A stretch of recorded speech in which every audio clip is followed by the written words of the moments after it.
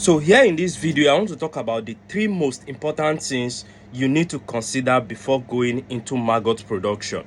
Yes, a lot of people want to go into this business here. A lot of people want to produce this maggot for their livestock. Some want to produce for commercial use. They want to produce and sell to farmers who need this product. But a lot of people do not even know how to get started. So here in this video, I'll be talking about three things you need to put into consideration before going into black soldier fly larvae production.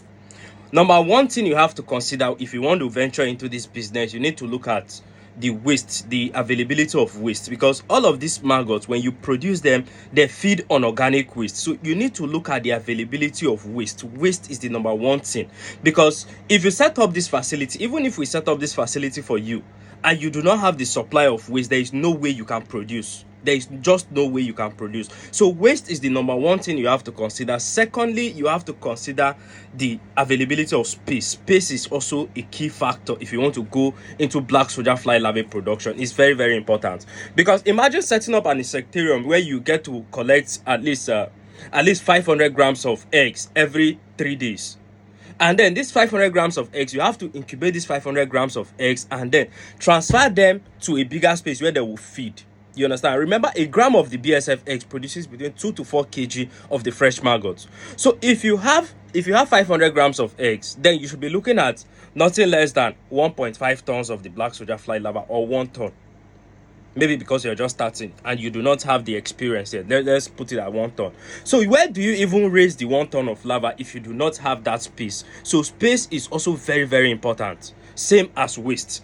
And now the last thing you have to consider if you want to go into black soldier fly larvae production, the expert is very, very important. You have to consider that factor as well, because in as much as black soldier fly larvae production is not rocket science, it's easy to do. It's very easy to get started with. You need somebody by your side. You need somebody who will hold your hand. By the time you do it like this, though, it's logical. That's the truth. BSF farming is simple, but it is logical. So you need to understand these key factors. These three things I just listed. You need to understand these three things. You understand? BSF farming is logical.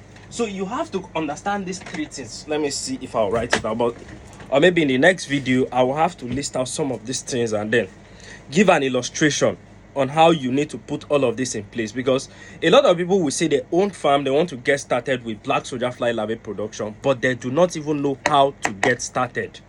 You understand? So take all of this into consideration, so that if you want to get started, you know that yes, you have to check all of this. And another important thing is, there is no, whatever space you have, you can get started with that space.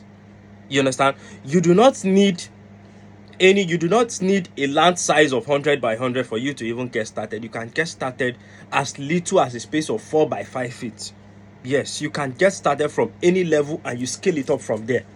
It is not rocket science. So if you want to get started with black soldier fly larvae production, make sure you share this video with other farmers. Make sure you engage with us as well. You're welcome.